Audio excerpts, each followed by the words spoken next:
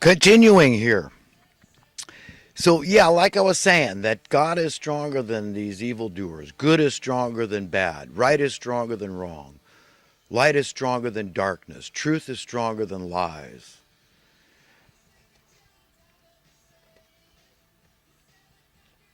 And this thing is going to turn around. So, that should be encouraging to the righteous, to the decent among us. And, it's the only hope I have. So, the idea that this thing could continue on this trajectory for civilization, not just as on a micro level, just America, but I mean civilization at large is suffering and has been suffering for thousands of years under the yoke of evil men that are running the show. Okay, it's that simple, and their days are numbered, just like sands in an hourglass. I mean, this thing is coming to an end. It cannot be sustained indefinitely, because even if you look through history, you say, "Oh well, I see history repeating itself," and this is just a full circle here, and we're just going to have another revolt, civil war, bloody revolution, something, because the regular people out there, everyday people that feel hopeless, then they feel enchained, and then they feel enslaved, and then the system breaks down just organically because it's unsustainable. You cannot increase the number of poor people and the abject state of those poor people, the dashing their hopes and dreams and creating multi-billionaires on the other hand, and putting the nation in debt and putting that debt on the backs of the poorest by debasing the currency. See, they pay back the money with debased money. Do you understand? So it's like, well, okay, you owed me X amount and you're paying me X amount, but you had to extract it by raising the burden, the cost that these people have to pay. Do you understand? So this is theft. It really amounts to criminal thieving, theft, stealing the wealth of the people. And these people are not above doing anything to get their way, to stay in their position of power. And I would cite the assassination of JFK. Okay, if they're willing to assassinate the president of the most powerful nation on earth, okay, to get their way, we are talking biblical level evil. Okay, that's it. That's who's running the show. So be very clear. I just want everybody to be very, very clear on a few things. Okay, namely, things are not as they should be, that we are definitely being manipulated from on high. There's no ifs, ands, or buts about it. Look up the Overton window and you'll see what I mean. And they have to do this thing gradually, incrementally, because nobody's going to tolerate them doing it overnight. Okay, so they know they had to be very stealthy about this thing, very cunning and crafty and sneaky, right? And that's what they've done. So we're there now. Now in California, who's I call the guinea pig state, we're leading the way in oppression. Now they've dashed the hopes and dreams that the poor can ever achieve middle class, home ownership, the American dream, and all that. That's it. It's just a pipe dream now in California. And California is like a disease that's metastasizing, right? And spreading across the nation and by extension across the planet. This is it. And how far will this go? You see, so the evildoers are waiting with bated breath. They're just going to keep kicking the can, and they're going to keep pretending everything's normal, and that it just has to be this way, and everything's overwhelming. There's nothing you can do, and just stay on this trajectory of death and destruction, and let us lead the way.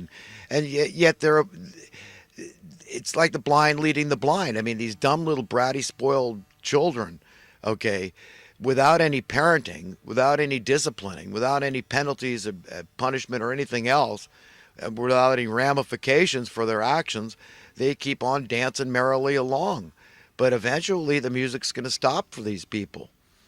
Okay, it's all going to hit the fan for these people, and they know it, and they just don't know. They don't know. I mean, they're just leaving it up to the basic public, you and I and everybody else that becomes empowered with the truth, the whole truth, and nothing but the truth. And says, we've got to make some changes here. All you politicians that are playing tiddlywinks, you raise the cost of living on everyday people in America, then you give yourselves raises in order to insulate yourself. So you're fine with giving the government workers, oh, they get cost of living adjustments. So, somehow, the Labor Department doesn't care about the government workers because they're smart enough to demand cost of living adjustments. At least the grand poobahs of all these agencies seem to know. Well, yeah, my rent went up, my mortgage went up. Of course, I need more money, but the Labor Department's moot. Well, we just calculate what the Federal Reserve tells us to calculate. We just follow the guidelines. We don't do our own research, and we don't try to be ahead of the curve here and actually tell people the truth. Okay, that your wages instead of needing to keep going up, they could be going down, yet your level of prosperity could be going up because the worth of your currency would go up if we had true capitalism, which involves supply and demand, risk and competition. All these things are involved in true capitalism. So you understand basic economic principles, the way it should be if we had the people getting their way as opposed to the way it is because this illegitimate government, right, who's representing what? 10% at best of America, okay, in cahoots, in conjunction with, okay, in collusion with, collaborating with the money printing class. They're masters. So they're beholden, they're sycophants to these people. Okay, they're bootlickers to these people. They're brown nosers to these people. They're rubber stampers, these politicians. That's all they are. The legitimizers, the validators, okay, that go against democracy. They go against the republic. They go against the will of the people. Yet we're the ones that support them. We're the ones paying their salaries, right? You understand? This thing is insane. Okay, but anyhow, listen, like I said, I didn't feel like spending a whole lot of time pontificating, but I do want to make sure people understand where I'm coming from. And a wise man, and people say it was Thomas Jefferson, but some people dispute that. It doesn't matter. But when they said that the highest form of patriotism is dissent, and that's how I see myself. I say, I got a Palestinian friend. We're pretty good friends. We've talked a lot over many years, had conversations, pretty deep conversation about everything. But I talked to him about that. Complain about America, and he's quick. He acts like he's more patriotic than I am. Oh, you don't know America's the best country in the world, and this, so very defensive. But I'd say, Mawawi, I say, listen, man. You understand? I mean, is that any excuse? Is that any reason why we ought to accept this? So I start to explain to him where I'm coming from, and I explain the economics and what happened in 1963 when they assassinated in my mind, cui bono, which means who benefits. And when you see that he was literally abolishing the Federal Reserve, we had no use. He was already, through the United States Treasury, he had already supplanted Federal Reserve notes with these Treasury notes, these silver certificates, silver notes. They look just like dollars for the most part. The American people were taken to them. And then the next thing there's no more silver notes, no more silver certificates, no more U.S. Treasury notes, no more JFK. Yet the Federal Reserve is made whole. So, I mean, inquiring minds want to know. I mean, it's glaringly obvious. I mean, is there a conflict of interest here? Is there, is there a problem here? Am I being overly cynical here? Am I being a conspiracy theorist when well over half the American people never believe the official story anyhow? No, we had a coup. We haven't had true capitalism in America for a long, long, long, long time. And it's like that today. And remember, it's only God's help that's going to get us through this thing. And it's people being ruthlessly honest with themselves. You've got to understand the implications of deceiving yourself and thinking you're a righteous person because you do good deeds and this and that. And you say, oh, well, look at what I do. Look at this. Look at the way I believe. And, but there's no meat to what you're saying. There's no fruit. And faith without works is dead. What's your heart? I mean, really, how do you stand? If God sat you down and said, look, I'm calling on you. This is, an individual thing. I'm telling you, it's an individual relationship we have with God in the first place. But he told you today in prayer, you said, God, convict me. If I'm evil in any way, then convict me. You do that yourself, personally, individually. And then he'll show you the truth, the whole truth, nothing but the truth. But you need to be able to handle it.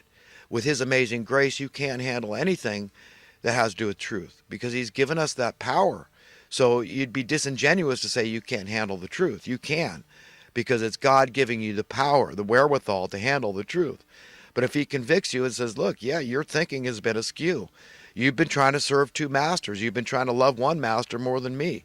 God knows we're all money lovers, but God knows that the truly righteous absolutely abhor money, that they wish it was never invented. God knows. They look at history and it's just like hating the fallen state. Yeah, I never, if we had another chance, the righteous would never eat from the tree of forbidden knowledge of good and evil.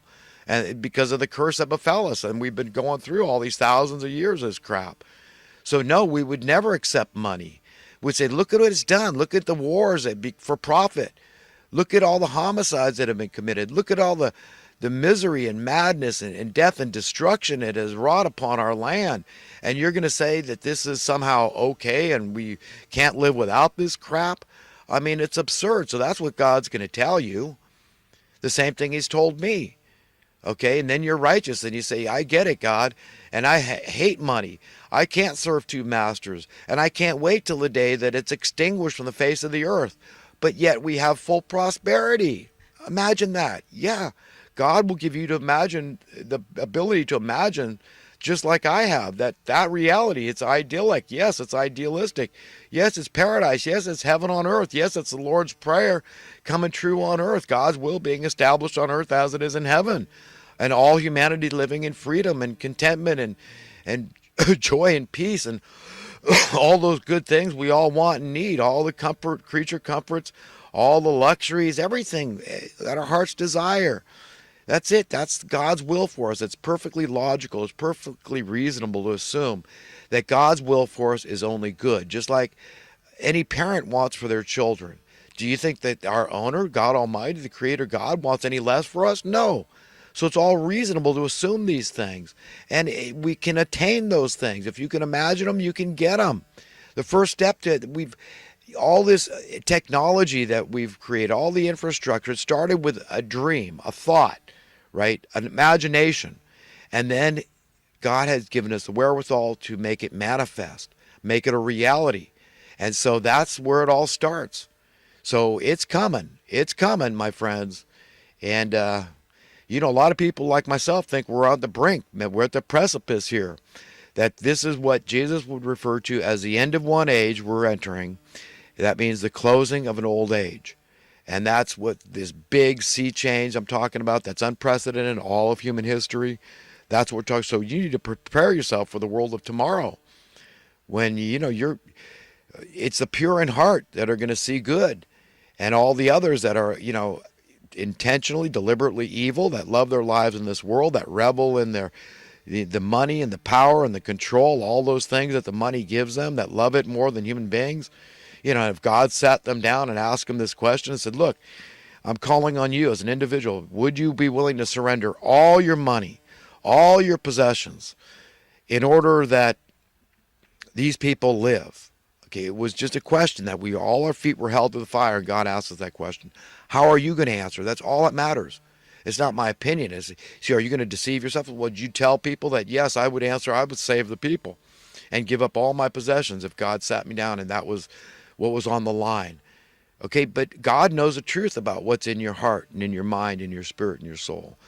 We could deceive everybody. We could lie to everybody, including ourselves, but we can't lie to our owner. Okay, he owns us. You understand? He owns us, rightfully owns us. Unless any of us made ourselves, we're owned. And that's a good thing when you know your owner is good.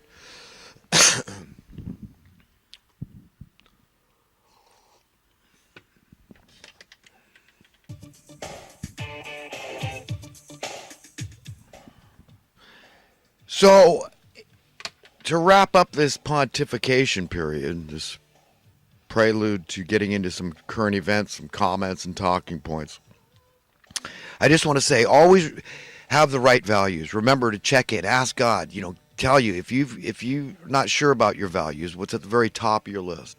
It should be the same as God's. Human beings, you and I, we're it. We are it, the souls of men. There's no greater value. So be very clear. And everything else takes a second place, the human beings. And always thank God for everything good that you've ever experienced in your whole life. Think back to childhood. Think back to adolescence, young adulthood. Think about it. Middle age, old age. All the good things you've ever experienced in your life is because God gave you life. God gave you creation. He's very generous. God gave you existence. Okay? And so thank God for everything good you've ever experienced, everything good that you may experience today, and everything good you may experience in the future. And don't blame God for anything bad that's ever happened from the dawn of creation to your inception, your life, childhood. Don't blame Him for anything bad that's ever happened to you in your life. That may happen to you today or may happen to you in the future. It's not His fault. It's not His will. Okay? And just remember the promise that's held out there. It's an eternity in paradise, not in a crap hole. Okay?